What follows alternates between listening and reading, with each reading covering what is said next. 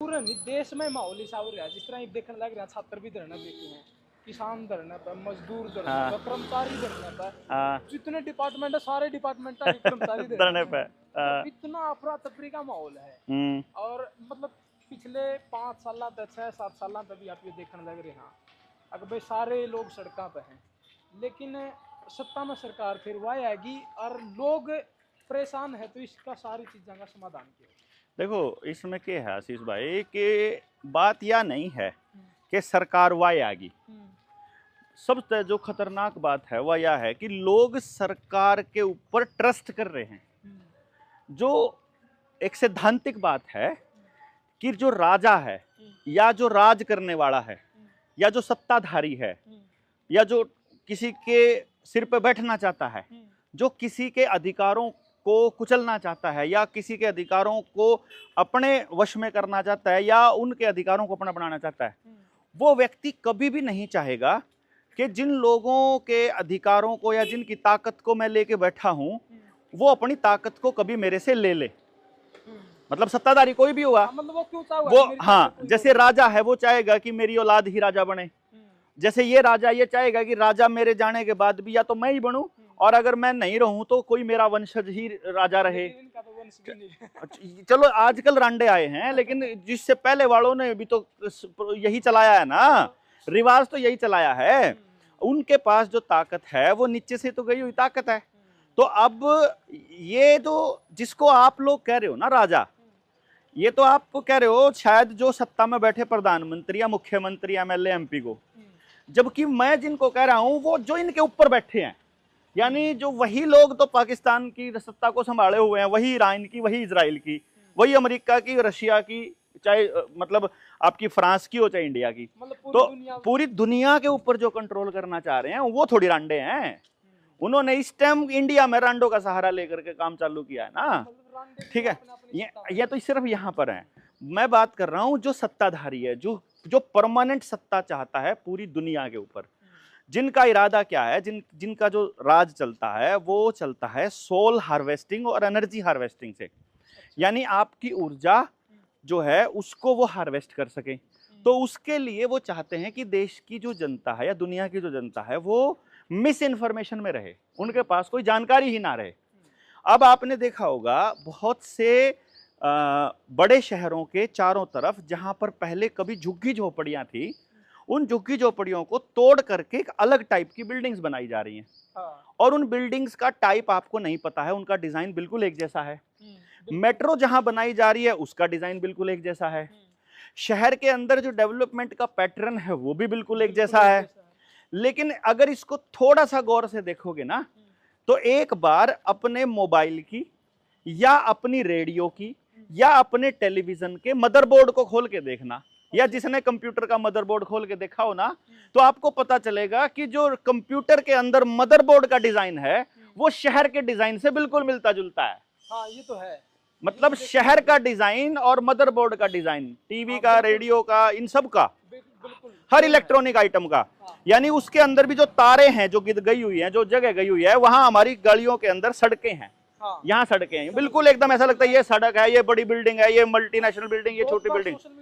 हाँ, हम पोस्ट शहर की फोटो, एक साइड मदरबोर्ड की फोटो है। ठीक है, अब तो ये तो अब होने लगी ना। हमने तो जब इसके ऊपर रिसर्च करनी शुरू करी थी तब पता चला कि जिस प्रकार से मदरबोर्ड आपकी एनर्जी को हार्वेस्ट कर रहा है, तो क्या शहर भी यही काम कर रहा है? एक्चुअली यही कर रहा है, तभी तो गाँव को शहरों की तर्ज पर वो लोग विकसित कर रहे हैं। अभी मैंने आते हुए एक वीडियो बनाई थी जो कि अभी काफी सारे लोगों ने पसंद भी की है। उस वीडियो में हमने क्या बताया कि जैसे सड़क है, ये रोड है, इसके ऊपर आप देखोगे, ध्यान से दूर देखोगे तो बड़ा मृगिष्टिका जैसा लगेगा, धुआं सा उठता हुआ नजर आएगा। ऐसा लगेगा जैसे बहुत गर्म है, हवा उठती। लेकिन यही चीज आपको कच्ची मिट्टी में नहीं मिलेगी। यही बात आपको जहां पानी है खेत में वहां नहीं मिलेगा, और जहां हरियाली है, पेड़ पौधे, वहां तो ठंडक का एहसास होगा।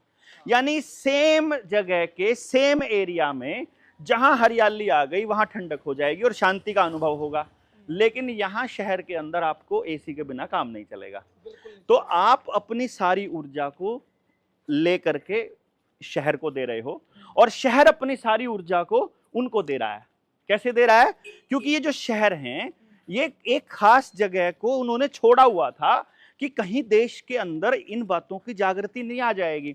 जो अपने पुरखे थे, उन्होंने गांव क्यों बसाए, उन्होंने वो कच्ची मिट्टी क्यों कच्चा क्यों रखा, वो गोबर से क्यों लिपाई करते थे, वो डंगरों को क्यों रखते थे, वो खेत में हल क्यों चलाते थे। जब आपके पास ये जानकारी है कि राखीगढ़ी के अंदर 5000 साल पुरानी एक सभ्यता का पता चला आपको, हाँ। इसका मतलब उस वक्त भी हमारे पुरखों को ईंट बनाना आता था। अगर ईंट बनाना आता था तो उसके ऊपर काम करते तो हमको ये सब बनाना भी आता था। फिर उन्होंने चूने पर क्यों गए। अब पता चलता है कि जो शहर हैं, जो अपने आप को डेवलप्ड कहते हैं और जो बहुत अमीर लोग हैं, वो अपने पूरे फार्म हाउस में एक एरिया कच्ची मिट्टी और कच्ची झोपड़ी का रखते हैं। अरे अगर अमीरी यानी अब जो झोपड़ी है वो अमीरी की निशानी हो गई। जिसको पहले आपने गरीबी बोला वो आप अमीरी कह रहे हो। अब आप पहले आप इसमें विकास नहीं करेंगे। मैं ये कह रहा हूँ, मैं तो आपको ये मैं जो आपको कह रहा हूँ, जैसे ये टावर है, आप इस टावर को देखो एक बारी, दिखाना भाई ये टावर, एक बार इस टावर को ये देख करके ये बताओ कि ये टावर आपको विकास दिखाई दे रहा है क्या? यहाँ से आपको क्या फीलिंग आ रही है? मतलब ये क्या है, ये आपको क्या दिखाई दे रहा है? ये जो आपको लग रहा है कि ये सेल फोन के टावर है, आपको क्या लगता है कि ये सेल फोन के हैं? ये सेल फोन के नहीं है मेरे दोस्त, ये फोन चल रहे हैं नहीं, ये इससे नहीं चलते हैं, ये इससे नहीं चलते हैं। 1940s के दौर में जो टेस्ला है वो हवा से, आयन से बिजली बनाना सीख चुके थे, बता चुके थे, एक्सपेरिमेंट कर चुके थे, दुनिया को दिखा चुके थे। 45 के आसपास के दौर की बात बता रहा हूँ, जिस वक्त उधर से वर्ल्ड वॉर चले हुए हैं, उन दौरों में 35 के बाद उन्होंने चालू किए थे ये एक्सपेरिमेंट्स। ठीक है, उस टाइम पर जब हवा से बिजली बना सकते हैं बिना 1 रुपया खर्च किए और हर घर को भेज सकते हैं, लेकिन अब आपको पता चल रहा है कि हिसार में पहला ऐसा, हरियाणा का पहला ऐसा स्टेशन चालू होने वाला है जहां तारों के बिना बिजली सेंड की जाएगी। पता आपको ये बात? हिसार पहला सिटी है ऐसा जिसको चूज किया है इस काम के लिए कि आपको बिना तारों के बिजली, बिना केबल के, केबल लेस बिजली जो है आपके घरों में पहुंचाई जाएगी, जो इलेक्ट्रिसिटी बिजली। ठीक है, तो उसमें तो करंट हो, वो करंट अरे वही तो मैं आपको ये वो क्या समझाने की कोशिश कर रहा हूं कि फिर इसी तरह से पहले बताया टेलीफोन के लिए तार की जरूरत है, फिर बताया कि तारों की मतलब, फिर आपको बताया कि तार की जरूरत नहीं है, बिना तार के भी काम चल जाएगा, फिर बताया कि तार के बिना काम नहीं चलेगा, आपको मतलब एंटीने लगाने पड़ेंगे, फिर ये टावर लगाए। अभी आपने न्यूरालिंक के बारे में सुना, स्टारलिंक के बारे में सुना हो अगर, कि एलन मस्क ने एक ऐसा सैटेलाइट बना लिया है जो आपको बिजली, वाईफाई, इंटरनेट, डाटा ट्रांसमिशन और कॉलिंग, सारा data total free of cost, और मतलब फ्री ऑफ वायर और फ्री ऑफ एंटीना और फ्री ऑफ सैटेलाइट कर सकता है। मतलब आपके यहाँ किसी इंफ्रास्ट्रक्चर की जरूरत नहीं है। मतलब ये टावर फिर क्यों लगाए जा रहे हैं? यही समझने की बात है। अभी जो दौर आने वाला है, जो न्यूरालिंक का खेल जो एलन मस्क खेल रहा है, प्रत्येक व्यक्ति को हैकेबल आइटम बनाने का, यानी आपको हैक किया जा सकता है, आपकी एनर्जी को हार्वेस्ट किया जा सकता है उनके हिसाब से। इसी थ्योरी के ऊपर शहर बने हैं, इसी कॉन्सेप्ट पे बने। हाँ, चर्चा कर दे आ रहे हैं 5-10 मिनट जितनी भी चर्चा अपनी हुई है, आप गली से गुजर रहे हैं, चर्चा कर रहे हैं। हाँ। दोनों और अपने अच्छी बिल्डिंग मिल रही है, अच्छे मकान है, घर के बाहर गाड़ी खड़ी है, एसी लग रहे हैं, लोग घरों में सुते हैं, आराम कर रहे हैं। इन लोगों ने आप जो बता रहे हो उससे कोई लेना देना नहीं, इनके हिसाब से तो बिल्कुल ठीक चल रही है जिंदगी। हाँ। तो ये लोग किस तरह बच पाएंगे इस तरह, या फिर इनका अच्छा, ये आपको कैसे ने बताया कि ये लोग कह रहे हैं कि सब कुछ ठीक चल रहा है? मतलब ठीक के चल रहा है, कैसे पता चला आपको ये बात कि सब कुछ ठीक चल रहा है? अपने घरों में नहीं, आपने आपको दिखाई नहीं दे रहा, इसका मतलब ये थोड़ी है कि यार देखो, ये घरों के अंदर कोई आदमी घर से बाहर नहीं है, इसका मतलब है कि वो बाहर नहीं है तो अंदर है वो। अब अंदर के 2-3 कारण हो सकते हैं, या तो वो बेचारे खाली हैं कि उनके पास करने को कुछ ना हो तो भी दुर्भाग्यपूर्ण है, या वो बीमार पड़े हों तो भी दुर्भाग्यपूर्ण है, या वो सो रहे हों तो भी दुर्भाग्यपूर्ण है, क्योंकि आयुर्वेद दिन में सोना वर्जित है आयुर्वेद के हिसाब से। ठीक है, यदि वो एसी चला के बैठे हैं तो दुर्भाग्यपूर्ण है, क्योंकि उनके शरीरों में, जोड़ों में दर्द चालू हो चुका है। और अगर वो अकेले पड़े हैं तो अकेलापन वैसे ही दुर्भाग्यपूर्ण होता है। ठीक है, अब ये लोग घर में नहीं है, क्या पता इनके घर में कोई ओए ना मानस ना हो, ये भी दुर्भाग्यपूर्ण है। है। ये मतलब अल्टीमेटली या तो आपको इनके घर जाना पड़ेगा, तो आपको पता चलेगा शहर में रहने वाले प्रत्येक व्यक्ति के घर में बेहिसाब कलह, बेहिसाब बीमारियां, बेहिसाब खर्चा, बेहिसाब कर्जा, और जिंदगी नरक जैसी है भाई साहब शहर में रहने वाले आदमियों की, तो नरक जैसी। लोग गांव छोड़ के शहर में भी आ रहे हैं। देखो, अगर आपको एक जगह पर भोजन नहीं मिलेगा तो दूसरी जगह पर भोजन मिलने की आस में आप गांव छोड़कर जा रहे हो, ऐसा नहीं है। मतलब आपको जो दिखाया गया है, जो दो चकाचौंध जो दिखाई गई है, उस चकाचौंध को देख करके आप शहर को चूज कर रहे हो, ना कि आपकी मर्जी से आप चूज कर रहे हो। ये आपको फिल्मों ने बताया है कि ऐसी जिंदगी बेहतर होती है, ये आपको टीवी ने बताया, ये आपको नेताओं ने बताया, अभिनेताओं ने बताया कि ऐसी जिंदगी बेहतर होती है। आपने जी कर थोड़ी देखी है। आप जी कर देखो। आप एक बात बताओ, ये शहर के लोगों को कोई एक बार बता दो, अख्ताई मारे गांव में तो लस्सी आ रही है, भाई साहब कुत्ते बिल्ली की तरह लड़ने लग जाएंगे उस लस्सी की एक बोतल के ऊपर। ये तो है। मतलब उनको गांव का घी चाहिए, गांव की लस्सी चाहिए, गांव का दूध चाहिए, बस गांव का आदमी नहीं चाहिए। ये कैसी कमाल की बात है। गांव यानी कि वो गांव की लस्सी चाहिए लेकिन भैंस को नहीं पाल सकते। ये जो दोगला स्टैंडर्ड है, ये केवल शहर में मिलेगा आपको, ये गांव में नहीं मिलेगा आपको। तो इसका मतलब ये हुआ, इनको गांव की हर चीज चाहिए। यहाँ कबूतर खाने में बैठे हुए हैं, लेकिन वो जिंदगी से बिल्कुल परेशान है। गांव में जाएंगे, अरे कितना खुला डुल्ला है, हवा साफ है, बिल्कुल शुद्ध हवा है, यहाँ तो बहुत अच्छा लगता है, वहां बहुत अच्छा लगता है, ठंडक भी लगती है, वहां इसी की जरूरत महसूस नहीं होती। लेकिन गाँव को गालियां देते रहेंगे। ठीक है, गांव में तो प्योर खाना मिलता है भाई, ये तो हमारे घर का बना हुआ है, गांव से आया है, इस बात की भी वो बड़ी गीत गाते हैं। लेकिन इस माहौल के बीच गांव को या फिर किस तरह आप मतलब इस चीज का प्रचार इन लोगों के बीच कर पाओ, या फिर किस तरह गांव को बचा पाओगे इतना माहौल जो। देखो, ये तो जिन लोगों को समझ में आ जाए, वो जिनके संपर्क में आता जाए उनको बताता जाओ। जैसे ये मान लो, ये भाई अपने को मिले थे आधे घंटे के लिए, 1 घंटे के लिए, अपन ने ये पेल दिए 1 घंटा। ये मैं चाह रहा बुरा मान जाओ, लेकिन मैं इनके दिमाग में बीज बो गया बातां के। अब ये जब भी देखेंगे, जो सही अपना कैमरा पकड़ रहे, ये जब भी किसी बात को देखेंगे तो ये रिलेट कर पाएंगे कि यार देवेंद्र भाई ठीक कह रहे थे, बताया तो। चाहे बात इनको 5 साल बाद समझ में आओ, लेकिन आज समझ में आनी शुरू हो जाएगी। जरूरी नहीं है कि मेरी कंधे है मान लेंगे, आज आपने बताया वो कल न घटित हो जाए। हाँ, घटित हो जाए। तो इसलिए हाँ, जब ये जिंदगी से परेशान हो जाएंगे ना, दुखी हो जाएंगे, बोले हो जाएंगे, कहते कुछ नहीं दरा शहर में, उस दिन तो गाँव की तरफ जाएंगे। फिर देखेंगे यार गाँव तो रहने जोगा रह नहीं रहा, फिर रहने जोगा बना लो। जब तुम नहीं बनाओगे तो तुम्हारी पीढ़ियां, अगली पीढ़ियां को बनाना पड़ेगा। मतलब किसी ना किसी को तो बेहतर करना पड़ेगा ना।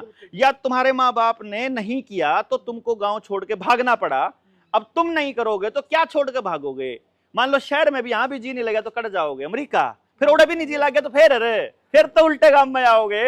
ये जितने बालक अमेरिका जा रहे हैं, जितने कनाडा जा रहे हैं, ऑस्ट्रेलिया जा रहे हैं, जो गए थे किसी टाइम पर, उनसे पूछोगे तो वह कहेंगे हम तो नहीं जाएंगे वापस। जो कभी 30-35 साल पहले गए थे, उनकी औलाद टोटल निकम्मी हो चुकी है। जो पिछले 2-4 साल में गए हैं या पिछले 10 साल में जो भी देश छोड़ के गया है, उससे पूछ कर देखो आप, देखो यार वह बात नहीं है।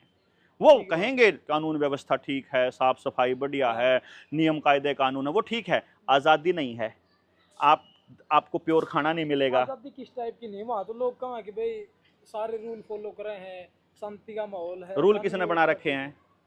रूल तो वहाँ जो राज कर रहे हैं भाई साहब, मैं और तू इकट्ठे रवांगे ना, तो हम तय करेंगे कैसे रूल है, हम कैसे जीना चाहते हैं। वो कोई और तय कैसे कर देगा? अच्छी बात है यार, किसी और के बनाए हुए रूल में आपको फॉलो करना पड़ता है, आपकी मजबूरी है। आपके बनाए हुए रूल हो तो आजादी मानी जाएगी।